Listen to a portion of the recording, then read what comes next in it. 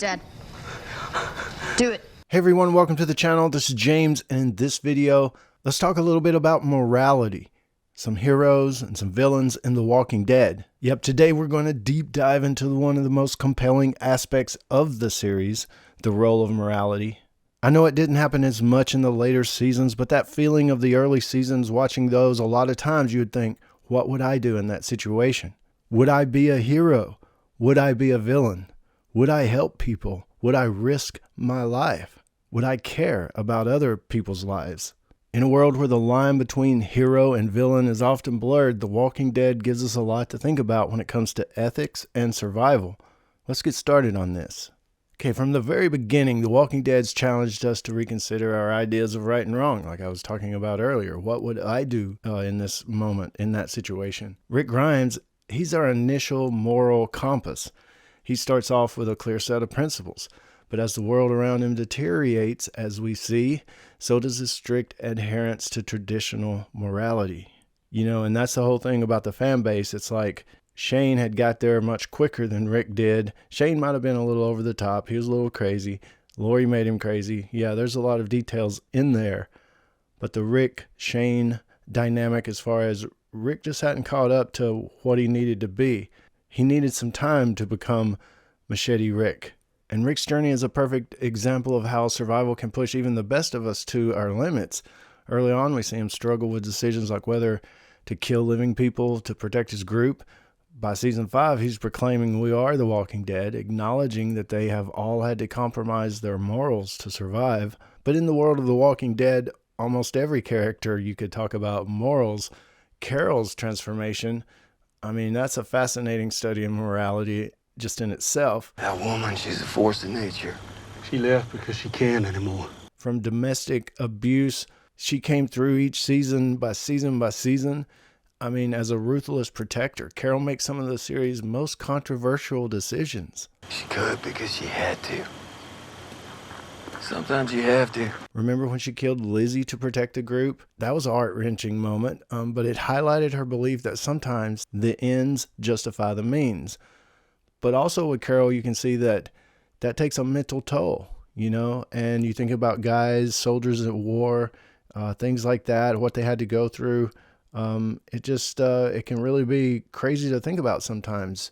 The PTSD of it all. Yeah, I might make that decision. Yeah, I might be the hero in that moment. But the stuff I had to do, the stuff I had to see, the stuff I had to go through, it hurts. In the end, it hurts the mind. It hurts the soul.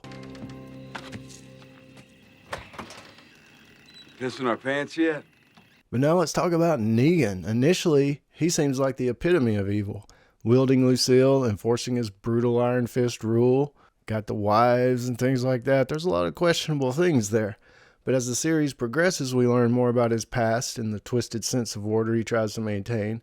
And most of Negan's actions are horrific, but it comes from a place of wanting to create a structured society in a chaotic world.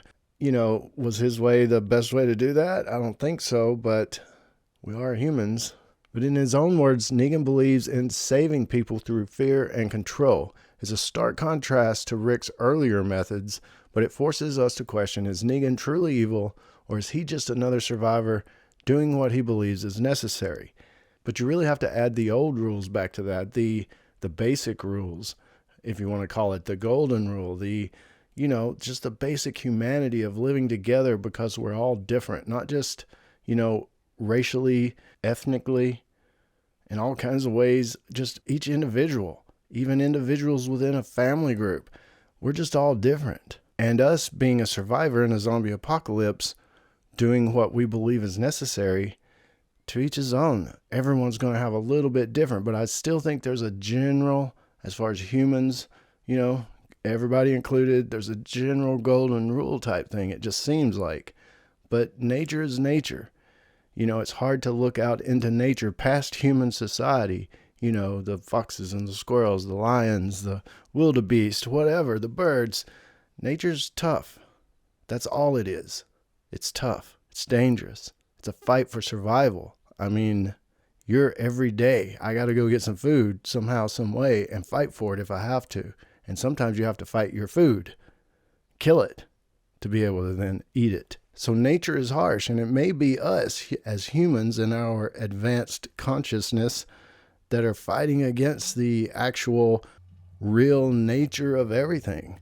Survival. Morality just may be something we made up. The different communities in The Walking Dead also reflect varying moral philosophies. Alexandria initially tries to maintain pre-apocalypse values, while the kingdom under Ezekiel's rule uses a blend of hope and theatrics to inspire people. Each community's approach to leadership and morality impacts their survival and interactions with others. And then we have a group like the Whisperers, who adopt a survival of the fittest mentality, rejecting societal norms altogether. And that's what I was talking about earlier about, you got Alexandria trying to hold on to pre-apocalypse values.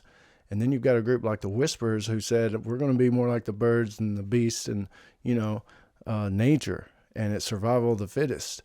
So they rejected societal norms altogether. Their leader, Alpha, sees emotions and traditional morals as weaknesses.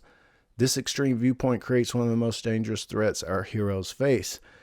And Alpha, as far as in the show, Alpha in the comic, but Alpha was written very smart. Like, her character was written that way, but in the show, the character Alpha was very, very smart to be who she seemed to be before. She had a daughter, she had a husband. I'm not sure what she did as a job, but, from where she come from, she didn't have a big military background or anything like that. But she was able to lead a group, and she was able to be very cunning when it come to warfare. So what does The Walking Dead teach us about morality? It shows us that in a world where societal structures have crumbled, morality becomes subjective. Heroes can become villains. Villains can find redemption. The key takeaway is that survival often forces individuals to adapt their moral code, and sometimes in ways they never imagined. So in the end, The Walking Dead asks us to ponder the true nature of humanity. I've done it in several videos on the channel already, and I guess here's another one. But what are we willing to sacrifice to survive? And how do our choices define us? But that's it for this video. Just some thought nuggets to plant in your mind and think about as you watch the show, or just in everyday life, in your own life, in your family's life, in your community's life, some just little tidbits to think about. And definitely let me know down in the comments, which character's moral journey do you find the most intriguing? Hey, definitely let me know down in the comments, and I'll join you there. This is James in Nashville. As always, thanks for watching, and stay tuned for more dead stuff.